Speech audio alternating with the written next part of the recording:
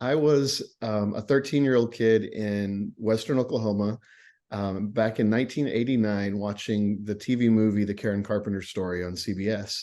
And from the opening strains of Rainy Days and Mondays, I was completely enthralled with Karen's voice. And then as I continued to watch over the next 2 hours, just seeing her story, this tragic story unfold with a soundtrack of Carpenter's songs was just a landmark event for me, really. And so I wanted to really catch up on everything that I had missed.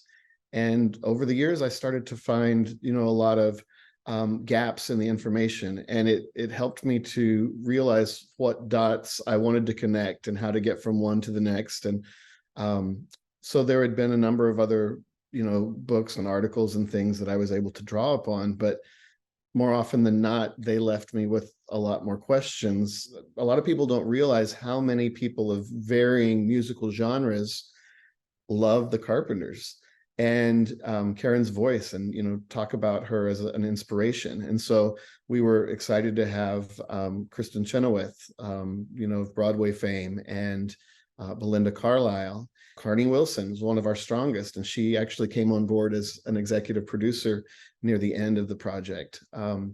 So people who both were inspired by her and those who knew her: Carol Burnett, Olivia Newton-John. I mean, we really got some big names, and Olivia's interview is especially, important. It was very likely the last interview that Olivia ever gave on the subject of Karen, and to hear her talk about their friendship and sadness of Karen's death and that sort of thing was really endearing, and it's very sweet to see and hear Olivia talk about her.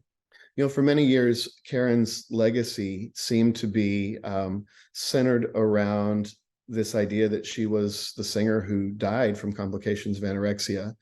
And even though our title does give a nod to that, Starving for Perfection, we really dig into Karen's strive for perfection, her endless quest, whether it was in her personal life or musically in her recordings, that quest for perfection. And that perfection not only gave us these perfect pop music records, but unfortunately, it's also probably responsible for what took her from us.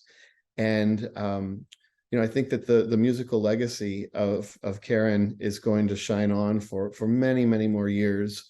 And I think that this documentary will hopefully help to answer some questions for people as far as why she was important and why this happened.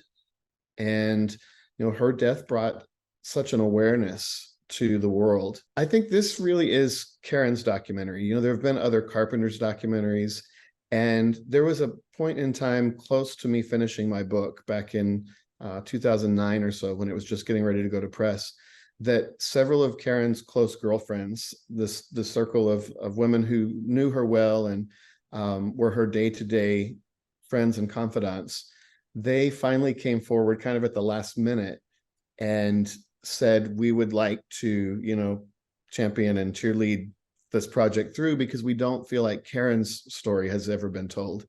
There had been a very press release version of the Carpenter's story, maintained by the family, and that's what it was going to be. And mostly these women had not been asked to contribute to other Carpenters, official authorized books and things like that. They had been kind of left out, and to be Karen's best friends in that way, and one of them was the matron of honor at her wedding, they really hadn't got to give their side of the story. So the opportunity to see Karen's story unfold and to hear her story told through her own words and through this beautiful music is a pretty big draw. And the fact that we have such wonderful interviewees and great insight into who Karen was, both as a person and a musician, I think that we've really got something for everybody in this documentary.